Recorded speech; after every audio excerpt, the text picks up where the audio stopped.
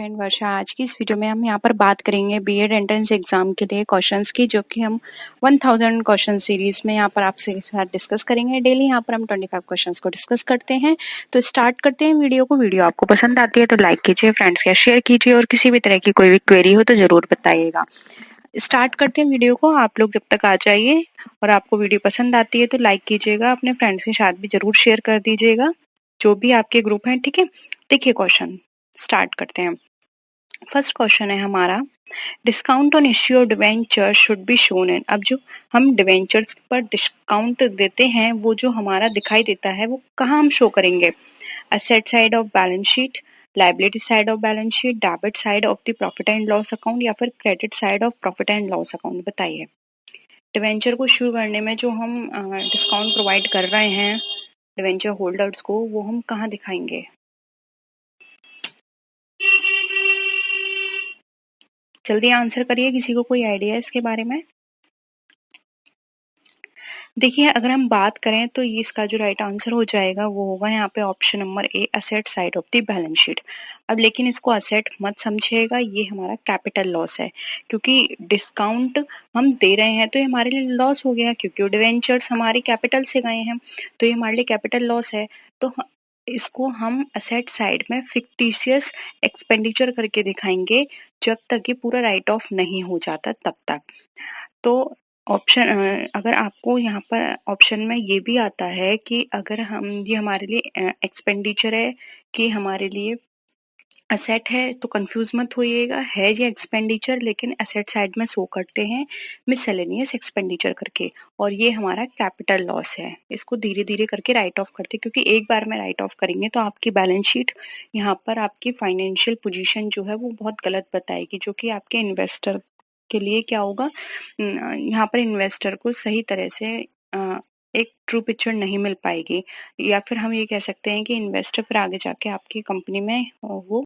In case of foreign trade, the bill of lading relates to. अब foreign trade की यहाँ पर हम बात करें तो उस केस में जो बिल ऑफ लेडिंग है वो हमारा किससे रिलेटेड होता है? The insurance of goods in transit, the processing of goods, the transit of goods, या फिर the auction of goods damaged in transit? बताइए।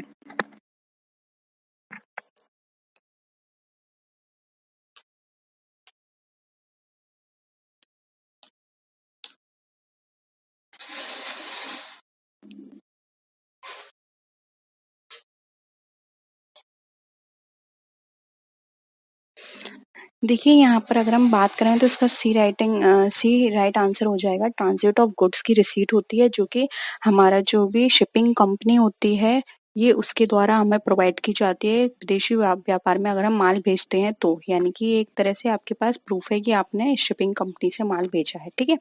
तो ऑप्शन सी यहाँ पे आपका राइट आंसर हो जाएगा। नेक्स्ट क्वेश्चन है, an importer can take delivery of goods by producing bill of sale, bill of loading, shipping order, या फिर मेट्स रिसिप्ट? बताइए।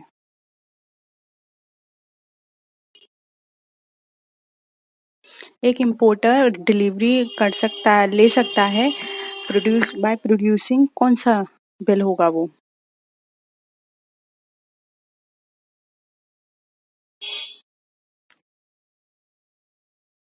क्या हो जाएगा आंसर? बिल ऑफ लोडिंग, ठीक है। एक बिल ऑफ लोडिंग को देकर यहाँ पर एक जो आयात करता है या इंपोर्टर है, वो माल की डिलीवरी ले सकता है, ठीक है। नेक्स्ट क्वेश्चन है, performance evaluation of a responsibility centre can be done by ROI, rate of return, EVA, या फिर ऑल ऑफ द अबव? बताइए।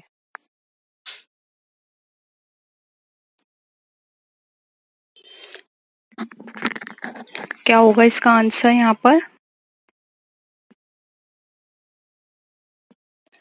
देखिए, ऑल ऑफ दी अबव हो जाएगा, क्योंकि जब हम परफॉर्मेंस इवैल्यूएशन की बात करते हैं रिस्पांसिबिलिटी सेंटर में, तो हम आरओआई यानी रेट ऑफ रिटर्न के थ्रू भी कर सकते हैं, रिटर्न ऑन सेल के थ्रू, या फिर ईवीए के थ्रू।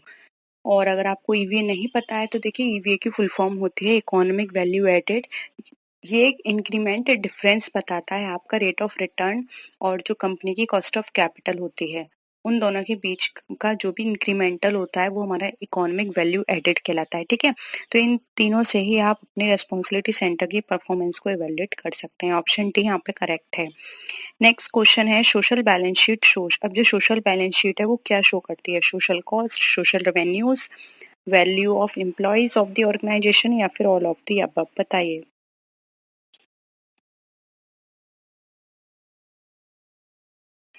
क्या हो जाएगा इसका आंसर यहाँ पर?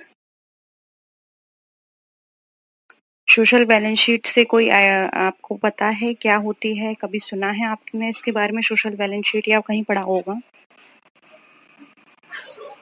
देखिए सोशल बैलेंस शीट जो होती है यहाँ पर आपको कोई सोशल कॉस्ट या रेवेन्यू नहीं बताती, ये आपको बताती है जो भी आपके एम्प्लॉय ऑर्गेनाइजेशन है, ऑर्गेनाइजेशन के जो भी एम्प्लॉयज हैं उनकी वैल्यूज को, ठीक है, यानी कि आपस में वो सोशली किस तरह से काम करते हैं वो। तो ऑप्शन सी यहाँ पे हमारा राइट आंसर हो जाएगा। नेक्स्ट है which of the following come under efficiency ratios. अब इसमें से कौन सा हमारा एफिशिएंसी रेशो के अंदर आता है? Average collection period, inventory turnover ratio, fix set turnover ratio या फिर ऑल ऑफ द अबव, बताइए। एफिशिएंसी रेशो आपने पढ़ा होगा जिससे हम अपनी कंपनी की एफिशिएंसी निकालते हैं।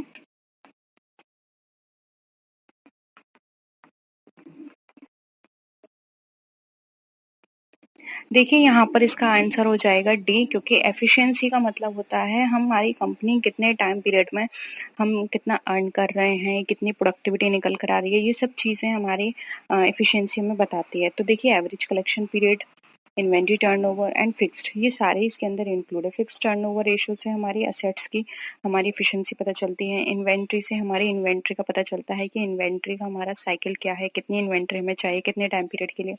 एवरेज कलेक्शन पीरियड से हमें पता चलता है कि हमारा जो कलेक्शन है किसी भी फंड का वो कितने टाइम पीरियड में हो जाएगा, ठीक है। तो ऑप्शन डी यहाँ पे हमारा करेक्ट है। नेक्स्ट क्वेश्चन है which one of the one which one is not the item of economic cost to the business, बताइए। इसमें से कौन सा हमारा इकोनॉमिक कॉस्ट का नहीं है item? Owner supplied resources, market supplied resource है, इम्प्लिसिट कॉस्ट या फिर non monetary opportunity cost of using owner supplied resources.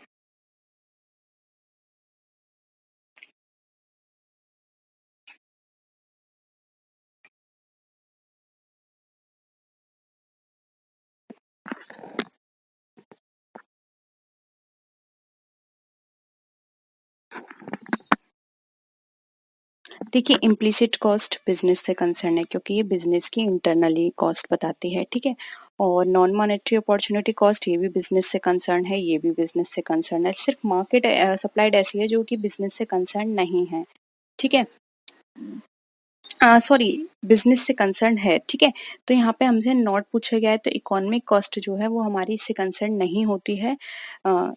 तो ऑप्शन डी बी यहाँ पे हमारा करेक्ट आंसर हो जाएगा, क्योंकि यहाँ पर आपसे ये पूछा गया था कि इसमें से कौन सी आर्थिक व्यवसाय की मद नहीं है, तो मार्केट नहीं है। ओनर सप्लाइड रिसोर्सेज हमारे वर्क करते हैं इकोनॉमिक कॉस्ट के लिए, इम्प्लिसिट कॉस्ट वर्क करता है, नॉन मॉनेटरी अपॉर्चुनिटी कॉस्ट भी वर्क करता है, ठीक है।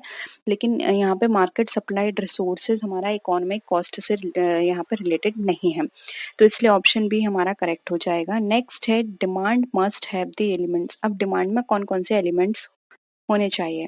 Dzire, want, quantity, price and time या फिर ऑल ऑफ द अबव। आपने डिमांड के बारे में पढ़ा होगा।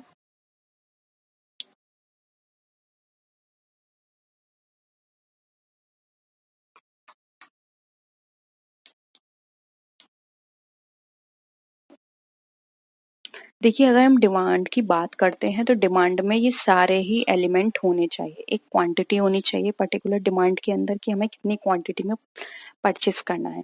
एक प्राइस होना चाहिए, एक टाइम होना चाहिए कब परचेस करना है, वांट होनी चाहिए। ऐसा नहीं है डिमांड में ये सारी चीजें आती हैं। डिमांड वो कही जाएगी जिसकी हमें जरूरत है, जो हमें चाहिए, या जिसकी हमें डिजायर है कि हाँ मुझे ये होना चाहिए, मुझे ये परचेस करना ही करना है, ठीक है। तो ये सारी चीजें मिलके हमारी एक डिमांड क्रिएट करती हैं। डिमांड कोई चीज नहीं है, डिमांड ये सारी चीजों से मिलकर बनी है जिसको हम बोलते हैं डिमांड। यानी कि जो हमें किसी भी चीज को लेने की डिजायर हो रही है तो वो हमारी डिमांड है, किसी भी चीज की हमें वांट है वो हमारे लिए डिमांड है, या पर्टिकुलर टाइम पीरियड पर हमें कुछ चाहिए या फिर पर्टिकुलर प्राइस पर पर्टिकुलर क्वांटिटी में, तो वो सब हमारी डिमांड है, इसलिए all of the above right answer हो जाएगा। ठीक है, नेक्स्ट है identify from the following the test statics for which the value of numerator should always be greater than that of denominator. बताइए ऐसा कौन सा टेस्ट है जिसमें हमारा न्यूमरेटर हमेशा ज्यादा होता है डिनोमिनेटर से। न्यूमरेटर समझते हो, जो ऊपर वैल्यू दी होती है हमारी, और जैसे कि ऊपर हमने लिख दिया एक्स एंड वाई नीचे, तो ये हमारी है न्यूमरेटर, ये हमारी है डिनोमिनेटर। बताइए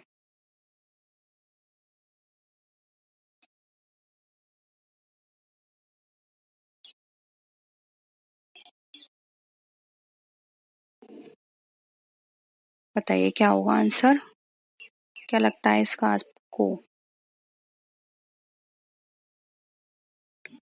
देखिए राइट आंसर हो जाएगा एफ वैल्यू, जो कि ऑप्शन बी है। एफ वैल्यू में हमारी हमेशा numerator value greater than denominator होती है। ठीक है, नेक्स्ट है which of the following test can be based on the normal distribution. अब इसमें से कौन सा टेस्ट हमारा नॉर्मल डिस्ट्रीब्यूशन बेस्ड है। Difference between independent means, difference between dependent means, difference between proportions, या फिर ऑल ऑफ द अबव। आपने ये सारे टेस्ट पढ़े होंगे अपने स्टैटिक्स में।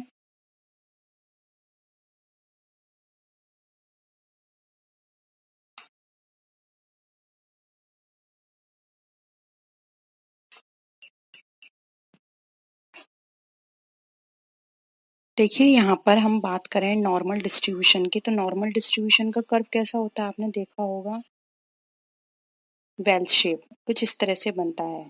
ठीक है, यानी कि ये सारी पॉजिटिव वाली चीजें होंगी, ये नेगेटिव वाली चीजें होंगी इधर। ठीक है, तो इसमें ये ऑप्शन डी राइट आंसर हो जाएगा। इसमें हम इंडिपेंडेंट की भी बात करते हैं, डिपेंडेंट की भी बात करते हैं, प्रोपोर्शन की भी बात करते हैं। ठीक है, यानी कि कौन सा कितना किस पे डिपेंडेंट है और कितना इंडिपेंडेंट है। ठीक है, तो यहाँ पर ऑप्शन डी हमारा राइट आंसर हो जाएगा। ये सारे ही हमारे नॉर्मल डिस्ट्रीब्यूशन बेस्ड है। ठीक है, नेक्स्ट है from the following identify one situation where F test can not be used.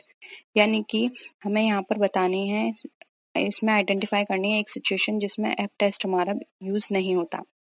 Options देखें यहाँ पे, to compare more than two population means, second option है to test the hypothesis about a single population variance, C है to test the hypothesis about two population variance, and D है हमारा to study about randomized block design. बताइए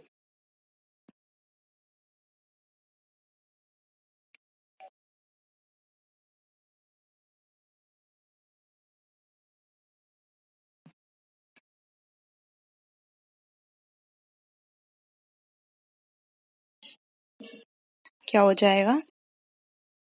option B, इसमें हमारा F test use नहीं होता है। यहाँ पर हम हाइपोथेसिस की बात कर रहे हैं सिंगल पॉपुलेशन वेरिएंस में, जबकि एफ टेस्ट हमारा हमेशा टू वेरिएबल्स को लेकर काम करता है, टू वेरिएंस को लेकर काम करता है। ठीक है, तो यहाँ पर ऑप्शन क्या हो जाएगा हमारा बी। नेक्स्ट है which statistical test should be applied to test the effectiveness of special coaching on the marks scored by the students. बताइए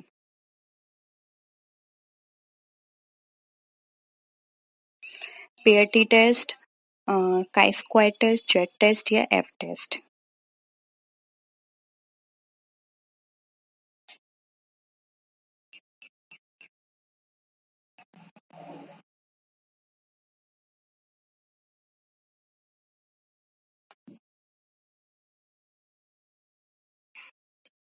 क्या हो जाएगा इसका आंसर।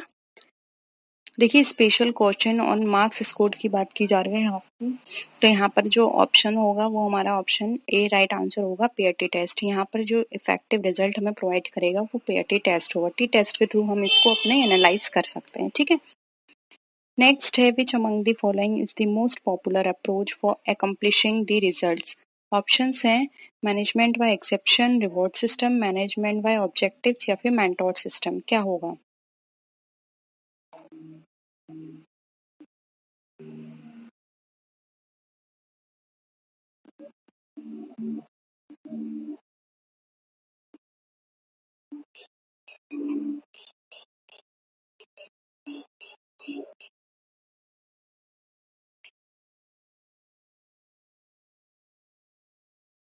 देखिए, अगर हम रिज़ल्ट्स की बात करें, जो रिज़ल्ट्स को अचीव करने में जो सबसे ज़्यादा हेल्प करते हैं, वो होते हैं मैनेजमेंट बाय ऑब्जेक्टिव्स।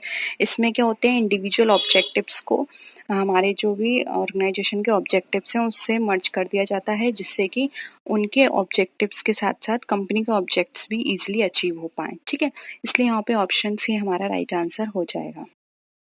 नेक्स्ट है the managerial function of organisation organising involves. अब इसमें से आपको बतानी है जो मैनेजरियल फंक्शन है ऑर्गेनाइजेशन का, उसमें क्या क्या चीज़ें इन्वॉल्व हैं। ऑप्शंस है reviewing and adjusting plan in the light of changing conditions, B है establishing program for the accomplishment of objectives, C है creating structure of function and duties to be performed, and D है हमारा getting things done through others. बताइए।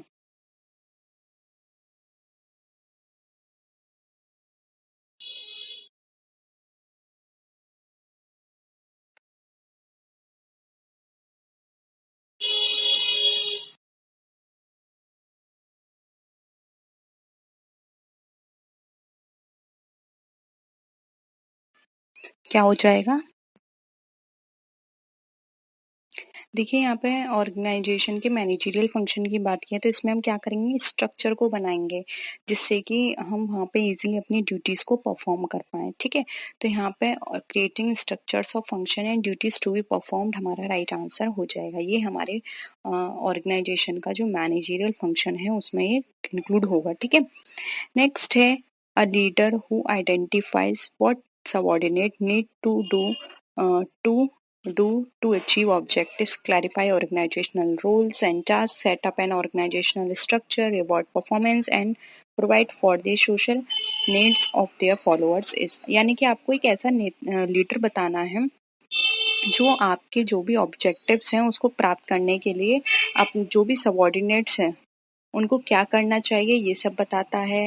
एक वहाँ पे organisational structure तैयार करता है, ठीक है? और रिवॉर्ड परफॉर्मेंस भी प्रोवाइड करता है आपको। ये सारी चीज़ें किस एक लीडर में होती हैं? ट्रांसफॉर्मेशनल लीडर में, पार्टिसिपेटिव में, ट्रांजैक्शनल या फिर ऑटोक्रेटिक?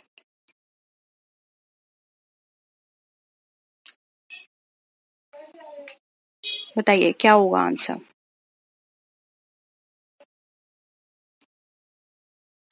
देखिए, ऑटोक्रेटिक तो नहीं हो सकते क्योंकि ऑटोक्रेटिक सिर्फ़ आपको ऑर्डर देगा, वो आपके संग ये सारी चीज़ें इतने सारे आपकी हेल्प या हम ये बोल सकते हैं आपके साथ इतना कोऑपरेट नहीं करेगा, ठीक है? अब आपको इन 3 में से बताया ट्रांसफॉर्मेशनल भी नहीं होगा, पार्टिसिपेटिव तो वो खुद पार्टिसिपेट करने करता है, लेकिन यहाँ पे तो पार्टिसिपेट की कोई बात ही नहीं की जा रही इसलिए यहाँ पे ट्रांज़ैक्शनल हो जाएगा, ठीक है? ट्रांज़ैक्शनल उसको बोलते हैं हम, ठीक है? उस लीडर को। नेक्स्ट है which segmentation approach is most compatible with the spirit of the marketing concept? Benefit sort, income, social class या फैमिली साइज?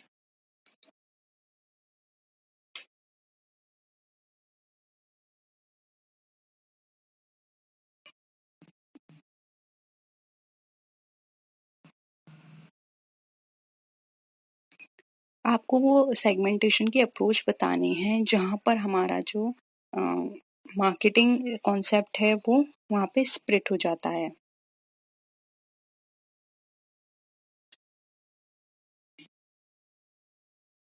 देखिए, सेगमेंटेशन की बात करें तो बेनिफिट सॉर्ट के अकॉर्डिंग हो जाता है कि हमें कहाँ पर कितना बेनिफिट लेना है, ठीक है? उसके बेसिस पर हमारा स्प्लिट हो जाता है सेगमेंटेशन।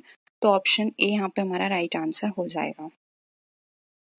नेक्स्ट है the description of a product quality feature style brand name and packaging identifies the. यानी कि अ, आपको यहाँ पर जो भी प्रोडक्ट है उसकी क्वालिटी, उसकी स्पेशलिटी, उसकी ब्रांड, ये सब पैकेजिंग का विवरण ये सब आपको कौन से प्रोडक्ट में बताया जाता है? एक्चुअल प्रोडक्ट, ऑगमेंटेड, कोर या फिर टेंजिबल प्रोडक्ट?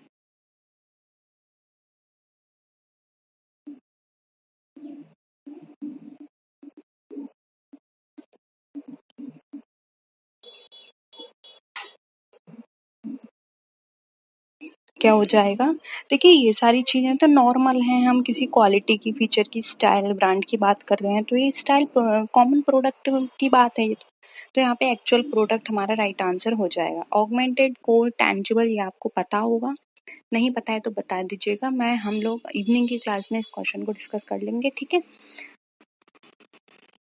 नेक्स्ट आते हैं, in India which pricing practices is not permissible, यानी कौन सी प्रैक्टिस इंडिया में परमिसिबल नहीं है, पेनिट्रेटिंग, प्राइसिंग, स्कीमिंग, प्रीडेटरी या फिर नन ऑफ द अबव।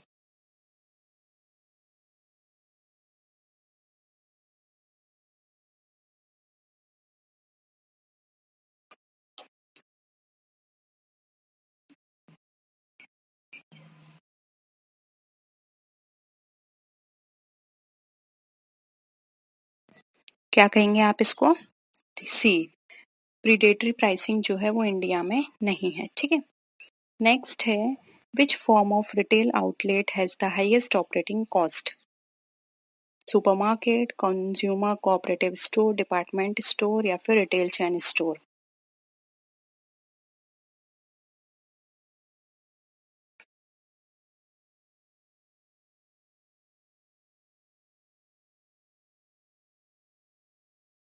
देखिए, सबसे ज़्यादा ऑपरेटिंग कॉस्ट जिसमें हाई आती है वो हमारे कहलाते हैं डिपार्टमेंट, क्योंकि डिपार्टमेंट वाइज होते हैं तो इनको बनाने में, इनको सेट करने में, हर चीज़ यहाँ पे सिस्टमेटिक करने में सबसे ज़्यादा फाइन की ज़रूरत होती है। हर चीज़ यहाँ पर बहुत अलग तरीके से सेट की जाती है, इसलिए और डिपार्टमेंट स्टोर में सबसे ज़्यादा ऑपरेटिंग कॉस्ट आती है। नेक्स्ट है, venture capital financing at starting stage is generally not done through debt instrument, deep discount bonds, equity shares या फिर कंडीशनल लोन्स। बताइए।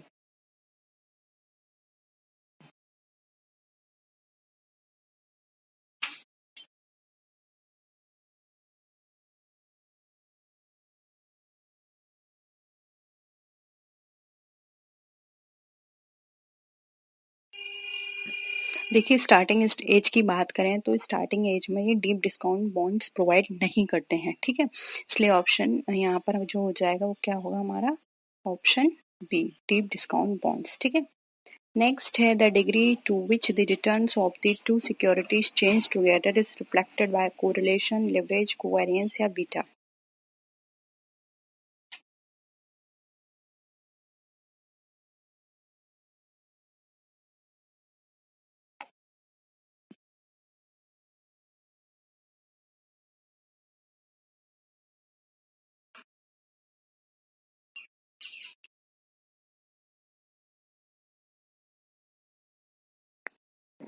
देखिए, जब हम एक डिग्री तक हम बात करते हैं कि वहाँ पे 2 सिक्योरिटीज़ चेंज होती हैं, तो उसको हम बोलते हैं कोवेरिएंस, ठीक है? तो ऑप्शन सी यहाँ पे हमारा क्या हो जाएगा? राइट आंसर हो जाएगा कोवेरिएंस। एक डिग्री तक यहाँ पे जो रिटर्न होता है 2 कोर सिक्योरिटीज़ का, वो यहाँ पे चेंज होता है एक साथ, ठीक है? नेक्स्ट है, transfer by a company of one or more of its business division to another newly set up company is called, यानी कि यहाँ पर हम बात कर रहे हैं कोई भी एक कंपनी जो है वो एक या एक से अधिक बिजनेस यूनिट के साथ क्या कर रही है, एक दूसरी कंपनी को स्टार्ट कर रही है, यानी कि एक कंपनी थी ए बी सी, इन तीनों ने मिलके एक नई कंपनी ओपन करी। अब आपको बताना है क्या कहलाता है, demerger, merger, equity carve out या फिर डिसइन्वेस्टमेंट।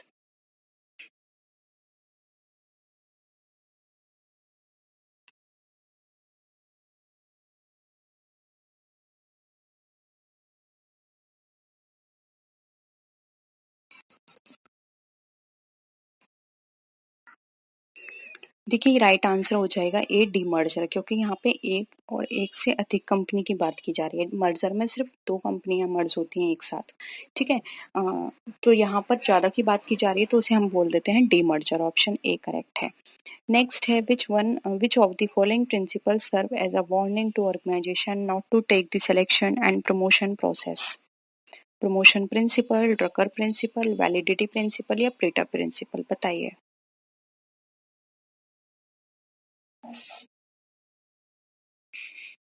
यानी किसने कहा है कि हमें कंपनी के अंदर जो सिलेक्शन और प्रमोशन प्रोसेस होती है उसको हमें लाइटली नहीं लेना है।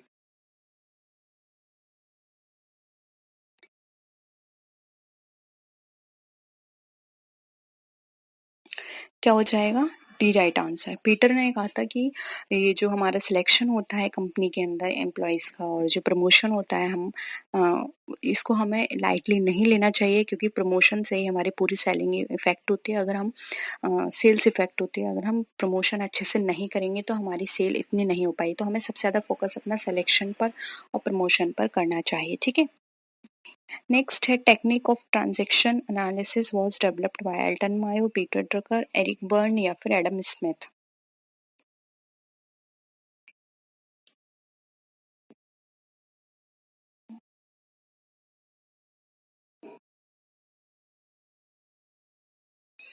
ट्रांजैक्शन एनालिसिस किसने दी थी ये टेक्निक?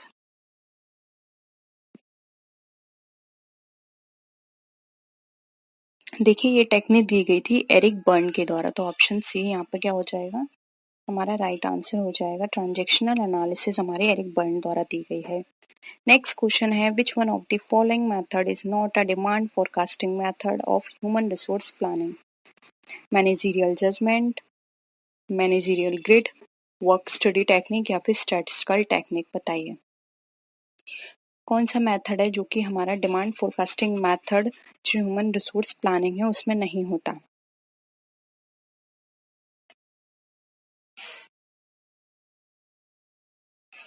देखिए यहाँ पे मैनेजरियल ग्रिड जो है वो हमारा ह्यूमन रिसोर्स प्लानिंग से रिलेटेड बिल्कुल भी नहीं है, ये हमारा बिजनेस कंसर्न से रिलेटेड होते हैं। तो यहाँ पर जो हमारा राइट आंसर हो जाएगा वो हो जाएगा यहाँ पे ऑप्शन नंबर बी, जो कि हमारा मैनेजरियल ग्रिड, ठीक है। क्योंकि यहाँ पर हमारा बात की जा रही है ह्यूमन रिसोर्स प्लानिंग की, तो यहाँ पे मैनेजरियल जजमेंट आ सकता है, वर्क स्टडी टेक्निक्स आ सकते हैं, स्टैटिस्टिकल टेक्निक आ सकते हैं जो कि हमारे ह्यूमन रिसोर्स प्लानिंग के अंतर्गत यूज होती हैं। लेकिन मैनेजरियल ग्रिड हमारे मैनेजरियल मैनेजमेंट का पार्ट है जो कि हमारे बिजनेस के अंदर यूज होता है, ठीक है, ना कि ह्यूमन रिसोर्स प्लानिंग के अंदर, ठीक है। तो ऑप्शन बी यहाँ पे हमारा राइट आंसर हो जाएगा। तो यही थे क्वेश्चन आज के। कोई भी डाउट हो किसी भी क्वेश्चन में प्लीज़ बता दीजिएगा, हम इवनिंग की क्लास 1 को और अच्छे से डिस्कस कर लेंगे। आपके डाउट क्लियर होने चाहिए, तो आप कभी भी कोई भी क्वेश्चन हो आप पूछ सकते हैं। तो नेक्स्ट वीडियो में मिलते हैं, तब तक के लिए टेक केयर, बाय बाय।